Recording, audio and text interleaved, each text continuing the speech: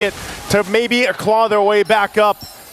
Team Liquid ID with this lineup that we're seeing here, I find it interesting that, yeah, the Belric coming out to play once again, but there's so much that they can utilize here if they want to go and scrap it out or fight it out because of the Belric plus the Harith and then the Jushin. There's so much there that you can just lock down one area and win a fight. Not to mention the Spear of Alpha. So this time for Hoshi, utilizing the pickoff lineup that they brought could work in their favor. You know, Edok, concussive blast, but most of the thing, every time I see the Jawhead, man, I do think, you know, it's a great hero to have, but it can also just, you're sometimes playing against yourself. When you lock in with that unstoppable force, you might put yourself in a position where, oh, you're cut off from your team, and then you just kind of get punished for that. We saw that a lot of times, especially when it's up against the Fanny. Yeah. It's the unstoppable force in its name. It's not going to stop.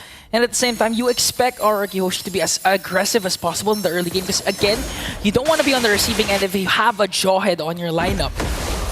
It's interesting too, just because of, again, there's no Revitalize, you know, this time around for Hoshi. So another factor that they have to worry about because of the extended team fights that could break out, or the way that Team Liquid ID approaches those fights, knowing that they might have a little bit of more sustainability here. Witty though, look at the damage on him. It's gonna be fine, should heal back up with this. Turtle's coming up though. So a couple of the level 4s is not available just yet, especially for the roams. Edok and Witty, but it will get started up by TLID. Fabian holding the turtle there. Meanwhile, Susujin working on the purple buff. Will get here in time, though. Okay. How's the fight? We're going to see if Edok goes in with the flicker. Goes after Fabian with the zone. Now Hoshi, they will get the first turtle in exchange for Dyren. Okay, are they? Oh, they're still going. Hezkill. Okay, Crimson Beacon in. Trying to go for Susujin. Susujin dashes out. Now Hoshi. They got the turtle, but TLID answers right back with a kill. They answer back. So trading from across the board here, but still, again, nothing too crazy, nothing too much of a lead. Of course, this matchup in the gold lane is going to be interesting. You know, Skylar getting that Beatrix locked in. There's the jump in, toss up. Oh, the lockdown as Yehezkiel's taken out. Alley-oops away to Rins. Now Yehezkiel not starting out strong here. They're forcing Aaron, Shiki, and Witty to rotate because they know they have to protect the purple buff for Fabian. Now Hoshi, again with the Jawhead pick, it's working wonders for them because so far they already have two great ejector plays. One that zoned out Fabian, and now one that pick up a kill onto Yehezkiel. Fabian will get his purple buff, but the team had to help secure that up. Skylar, first item, a Malefic Gun, getting a little extra gold too. So we'll see. Like I said, he needs that range. You know, playing against the Harith in that gold lane, he's gonna have to deal with it. Fabian jumping in. Okay, Spear of Alpha, trying to work on Edok. Unstoppable Force and Ejector. They're trying to work on Fabian. Here comes Arando, and Edok will fall down. A little bit too over-aggressive play from Hoshi. He's gonna get punished by TLID. Yeah, that's tough to toss up an Alpha, you know, with Fabian here. And that's the thing I was talking about. You know, when you have this Jawhead, you have to choose your targets safely, you know, and correctly, but earlier on, he made the right play. This time around, gets punished, and now they find themselves with a minor lead for Hoshi, leading into the next objective coming up here soon. This is the one that obviously will break out, especially now that you have Witty looking to set up the Wrath of the Dryad, and they can play into setup potential. I'm not sure if Aaron Shiki will actually join this fight, but it does look like that Skylar might join this one. Kind of waiting there to see if he gets the call. Turtle's up. Susujin will go ahead, lock in that shot. Yehezkiel takes a little bit of damage, but they go and get in position. Skylar will stay top side for now. And Rins picks up the glowing wand, first item priority here. They're gonna test each other out, kind of posting up around this turtle, and right now Fabian's gonna hold it. The rest of the team's gonna set up the perimeter. Okay, the XP lane is just trying to Zoga. Here comes the Unstoppable Force. Bridging Blazer's gonna connect, but still Fabian will get the turtle. Now the attack of TLID. They're forcing out a lot of flickers coming in from RRQ. Aran's working on Rins. Yehezkiel with a Lantern Flare, gonna get picked up by Edok. Edok manages to stay alive. Aran split, but gonna get caught up by 3. Hoshi again with 2 kills despite losing the turtle. A great fight, you know, for Hoshi. Great exchange. Getting a couple kills. Even Skylar making his way. He used that flicker down too, but Rins, you know, not able to get taken down, and Susujin on top of it will now get the tier 1 in the bottom lane. Great starting off for Hoshi. Even if at the cost of a turtle, it doesn't really matter right now. They'll continue to put on the pressure.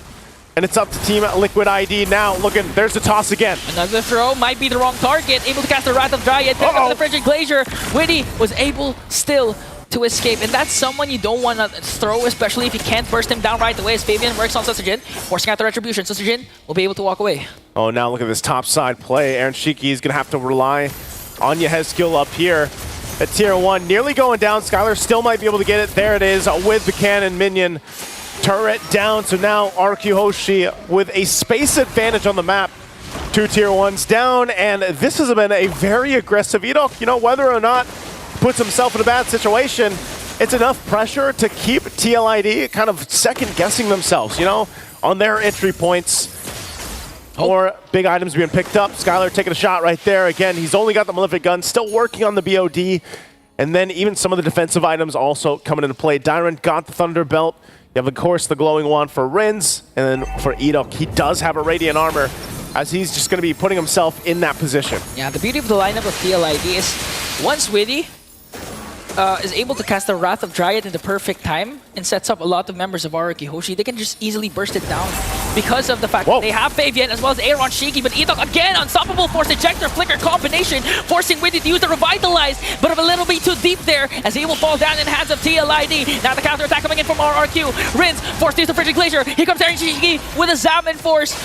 Tyron has to walk away here. TLID still standing strong with 5 members. Lantern Flare gonna connect onto Tyron, and they might be able to take down Witty with him, as Tyron will also fall down. Another kill for Fabian.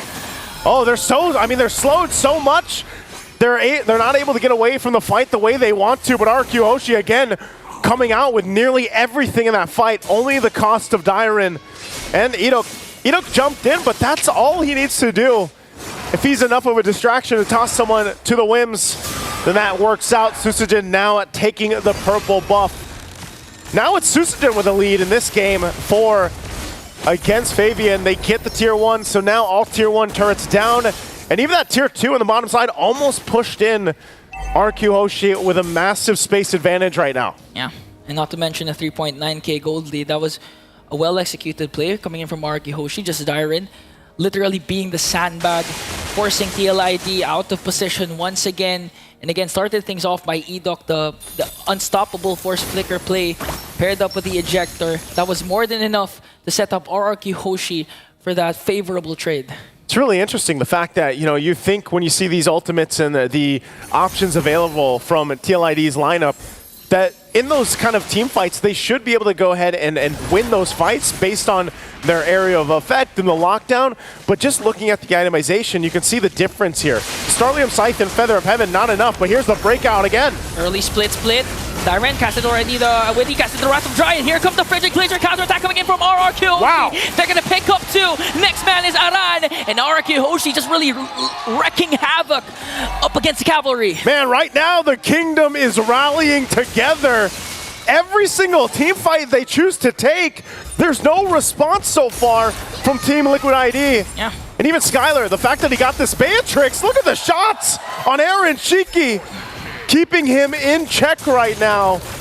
Man, TLID needs a lot of time to be able to go toe-to-toe against RQ Hoshis. Yeah. And it's also the same story once again, just Dyron being the sacrificial lamb for RQ Hoshi to make sure TLID doesn't get the necessarily space that they want up against a team like RQ Hoshi, as they make quick work of this Lord once again, extending their lead to 6.5k, giving a hard time for TLID, and you would assume that they would actually have an easier time in terms of the early game, because again, they picked up Aaron Shiki with the Hadith, they also have Fabian with the Alpha that has true damage. So right now, what can you do? Because so far, even if Witty manages to catch cast the Wrath of Dryad, there's always a response from Rins with the Frigid Glacier, forcing TLID to retreat. It's getting to that point where Skylar is locked and loaded. He is just zoned in. He's got a Sky Piercer now too. So Malefic Gun, a BOD Sky Piercer. And you already got a preview of how much that Renner shot is gonna hurt. And so it's great. I mean, if you think about it, like we were saying, you know, you set up those things around the Wrath of the Dryad. Well, Skylar's there based on whatever gun he decides to approach the fight with, but now walking in with the Lord here, again, a massive lead They're going to put the pressure now on the base turrets. Okay, Wrath of Giant gonna connect. Here comes the counter attack. Frigid Glacier once again! Aladdin's gonna fall down in the hands of Skylar. TLID trying to make quick work of the Lord. They will, however, save their mid lane inhibitor turret.